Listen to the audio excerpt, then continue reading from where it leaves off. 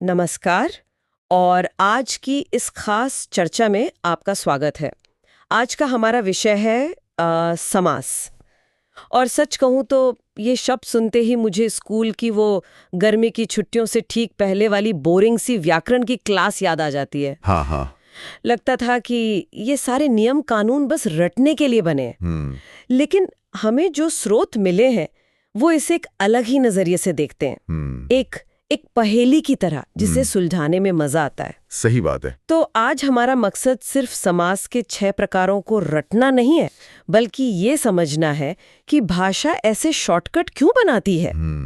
कैसे दो अलग अलग शब्द मिलकर कुछ ऐसा बना देते हैं जो उनसे कहीं ज्यादा गहरा और दिलचस्प होता है।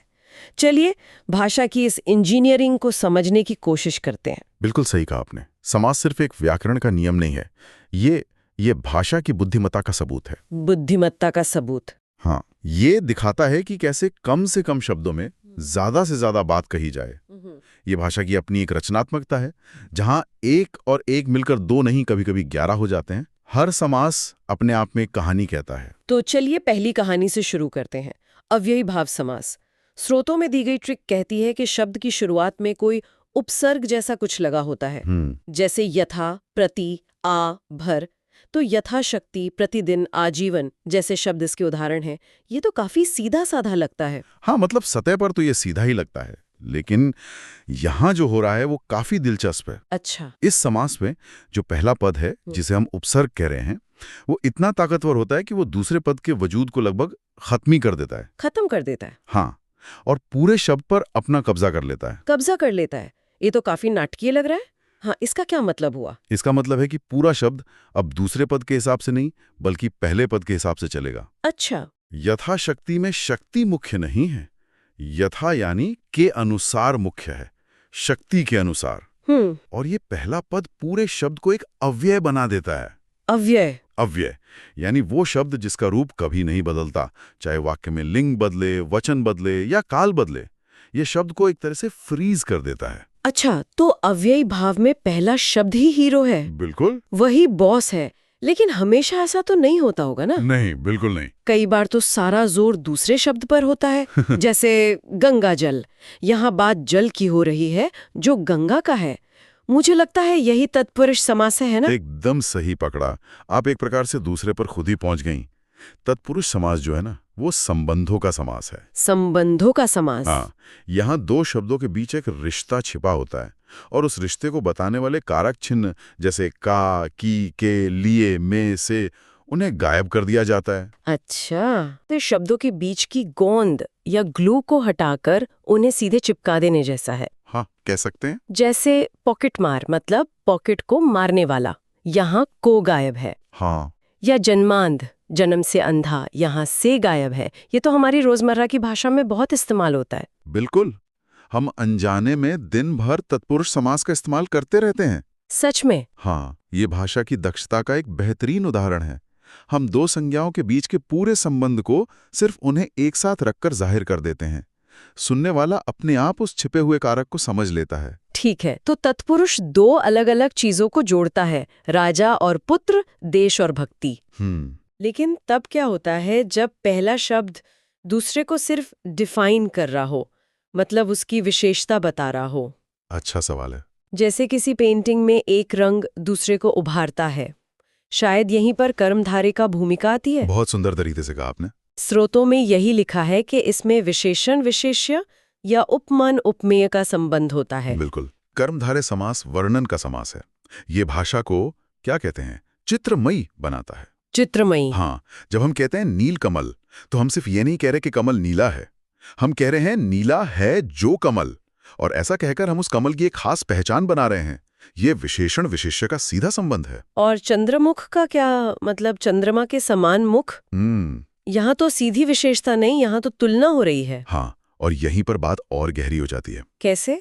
ये सिर्फ भाषा को सुंदर नहीं बनाता, ये हमारी दुनिया को देखने का नजरिया तय करता है। जब हम चंद्रमुख कहते हैं तो हम सिर्फ तुलना नहीं कर रहे होते। तो फिर क्या कर रहे होते हैं? हम एक इंसान के चेहरे में चांद की शीतलता, उसकी शांति और सुंदरता जैसे गुण देख रहे होते हैं। ये समास हमें दिखाता है कि भाषा कैसे वास्तविकता को सिर्फ बयान नहीं करती, बल्कि उसे एक नया आकार देती है। वाह। कवियों का ये पसंदीदा समास इसीलिए तो है। एक मिनट, यहाँ एक कंफ्यूजन हो सकता है। बताइए। और मुझे लगता है कि कई सुनने वालों के मन में भी ये सवाल जरूर आएगा। नील कमल यानी नीला है जो कमल, ये कर्मधारय है। हाँ। लेकिन एक बहुत प्रसिद्ध उदाहरण है नीलकंठ। नीलकंठ। इसका विग्रह करें तो बनता है नीला है कंठ जिनका।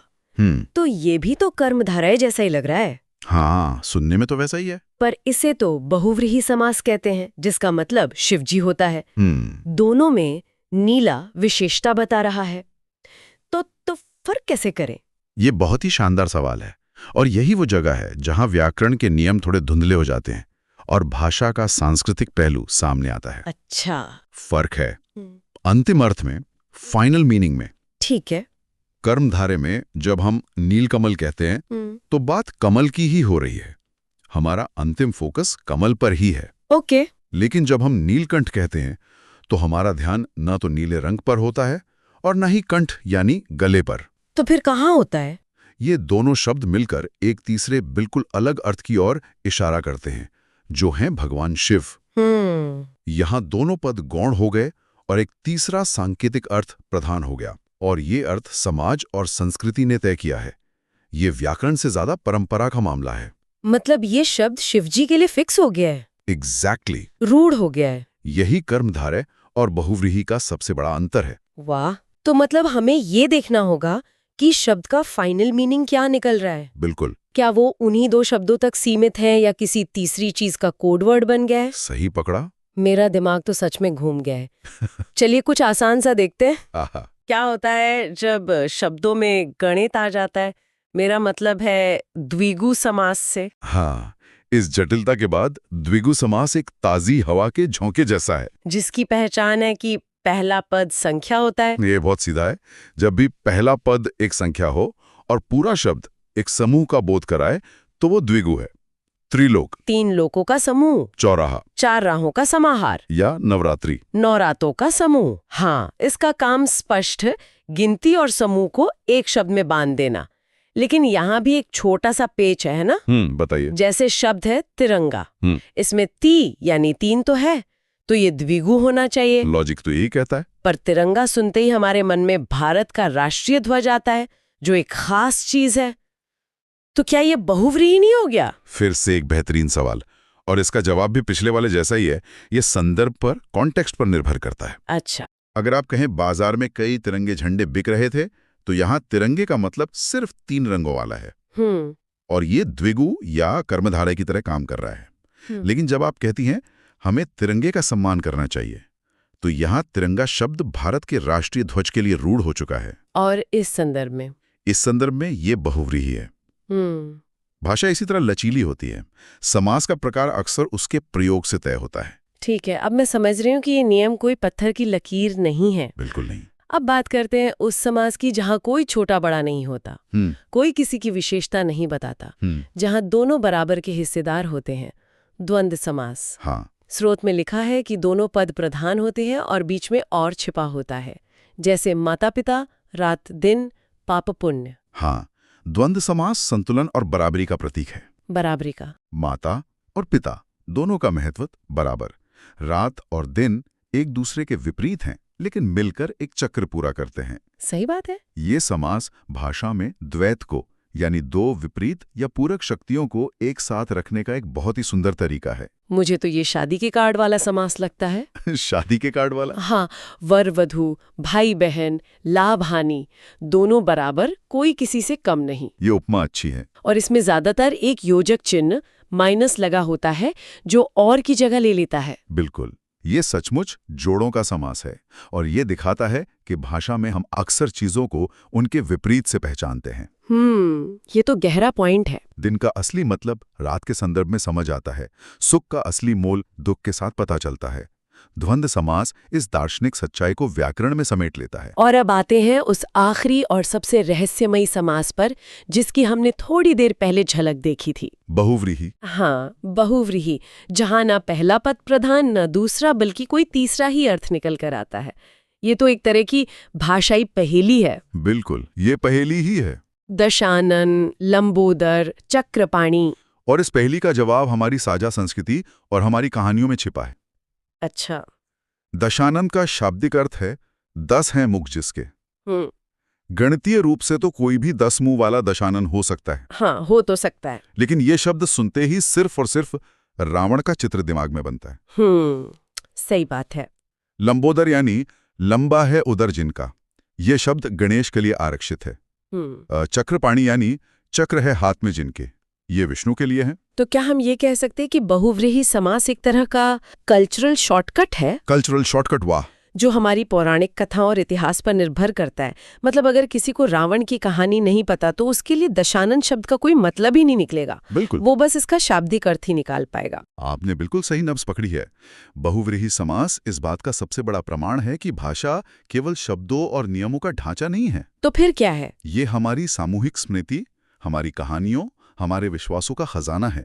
ये शब्द सिर्फ शब्द नहीं बल्कि पूरी कहानियों के सूचक हैं। ये भाषा की सबसे उन्नत और रचनात्मक अवस्था है। तो इस पूरी बातचीत का सार क्या है? अगर हमें इन 6 प्रकारों को याद रखना हो तो स्रोतों में दिया गया वो छोटा सा सूत्र बहुत काम का लगता है। हाँ, वो निमोनिक। मैं कोशिश करती हूँ याद करने की। अव्ययी भाव का मुख्य संकेत था उपसर्ग, तो उप। सही। तत्पुरुष में कारक चिन्ह छिपे थे, तो का। कर्मधारय में विशेषता थी, तो वी। बिल्कुल। द्विगु में संख्या थी, तो संग। हाँ। द्वंद्व में जोड़ा था, तो जो। सही। और बहुव्रीहि में तीसरा अर्थ था, तो ती। एकदम सही। यानी उप का वी संजोती। हाँ। ये तो सच में काफी आसान बना देता है इसे। बिल्कुल, ये सूत्र हर समास के मूल चरित्र को पकड़ लेता है। ये नियमों के जंगल में एक नक्शे की तरह है। उपसर्ग, कारक, विशेषण, संख्या, जोड़ा और तीसरा अर्थ, ये व्याकरण को रटने की चीज से हटाकर समझने की प्रक्रिया बना देता है। आज की इस चर्चा से ये तो साफ हो गया कि समास सिर्फ परीक्षा में नंबर लाने के लिए नहीं है। नहीं, बिल्कुल नहीं। ये तो भाषा की आत्मा को समझने जैसा है। एकदम। आज हमने देखा कि कैसे 2 साधारण शब्द मिलकर कुछ असाधारण रचते हैं। कभी वे एक दूसरे से जुड़कर संबंध बनाते हैं, कभी एक दूसरे का वर्णन करते हैं और कभी-कभी तो अपनी पहचान मिटाकर एक बिल्कुल नया और गहरा प्रतीक बन जाते हैं। सही बात है। ये हमें सोचने पर मजबूर करता है कि हम अपनी रोजमर्रा की बातचीत में भी कैसे सरल विचारों को जोड़कर कहीं ज्यादा जटिल और सूक्ष्म बातें कह जाते हैं। हाँ। शायद हम सब बिना जाने हर रोज अपनी भाषा में नए समास गढ़ रहे हैं। ये तो बहुत दिलचस्प बात कही आपने। और एक विचार छोड़ जाता है कि भविष्य की भाषा कैसी होगी। आज के डिजिटल युग में जब हम हैशटैग बनाते हैं, जैसे #Monday Motivation, #Monday Motivation, हाँ, तो क्या हम एक नया समास नहीं बना रहे? मंडे के लिए मोटिवेशन। हाँ, ये तत्पुरुष जैसा लगता है। अरे वाह! या जब 2 ब्रांड के नाम मिलकर एक नया नाम बनता है, तो क्या ये भी एक तरह का समास नहीं है? भाषा हमेशा विकसित होती रहती है और समास बनाने की ये प्रक्रिया शायद कभी नहीं रुकेगी।